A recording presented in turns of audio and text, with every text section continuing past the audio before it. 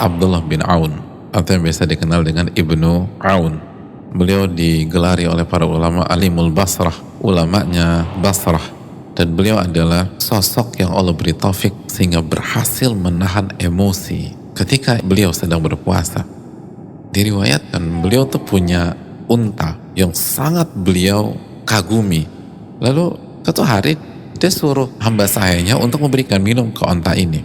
Tapi ketika datangnya ini onta, tuh onta dipukul jemaah, dan parah mukulnya sampai salah satu matanya jatuh ke pipinya.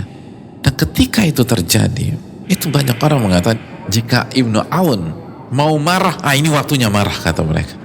Jelas lah, onta kesayangan, onta yang dipakai di jalan Allah, onta yang dipakai buat haji, dicederai kayak begini. Wajar lah marah. Kalau beliau marah semua akan sepakat, oh ya wajar marah. Dan berita itu sampai ke telinga beliau. Begitu beliau dengar, beliau menuju ontanya, dan begitu beliau lihat ontanya tersebut, beliau kata, subhanallah, kalau memang harus dipukul, kenapa nggak dipukul di selain wajah? Semoga Allah berkahi kamu, keluarlah anda. Diusir, ini budak tuh hak milik. Lalu Ibnu Aun mengatakan, saksikanlah, saya merdekakan budak ini. Bisa tuh ada orang kayak begitu. Dan salah satu yang mengagumkan banyak orang adalah bagaimana beliau menyikapi Bilal bin Abi Burdah yang pernah melakukan perbuatan zalim sama Ibnu Aun dan membuat banyak orang sakit hati sama Bilal bin Abi Burdah. Seperti yang disebutkan Maki bin Ibrahim, kata beliau, kita nih waktu itu lagi ngumpul sama Abdullah bin Aun. Lalu sahabat-sahabatnya Ibnu Aun mencela Bilal bin Abi Burdah karena kezaliman dan kesalahan Bilal bin Abi Burdah kepada Ibnu Aun. Apa kata Ibnu Aun?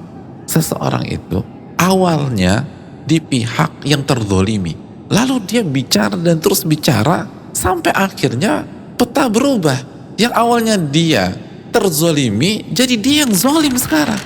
Jadi orang kan kalau dizolimi sakit hati, dia gibahin itu yang zolimin dia, diceritain keburukannya, diomongin, dibuka aibnya, tanpa sadar overdosis. Jadi yang awalnya kita di pihak yang terzolimi dan kita bisa ambil pahala dia nanti hari kiamat, akhirnya kita yang diambil pahalanya sama dia di hari kiamat. Subhanallah. Apa kuncinya? Salah satu kunci utamanya disebutkan oleh beliau, dzikrun nasi da wa dzikrullahi dawa. Mengingat manusia itu penyakit dan mengingat Allah adalah obat. Itu kenapa beliau gak pernah marah. Kenapa kita gampang baper? Kenapa kita sakit hati? Kenapa kita gampang rubah status ketika dizalimi? Karena hati kita mengingat makhluk. Kalau hati ini udah mengingat makhluk yang zalim, wajar kita marah terus. Maka berhentikan, gak akan selesai. Sampai mati juga gak akan selesai. Hentikan mengingat makhluk, kembali mengingat Allah.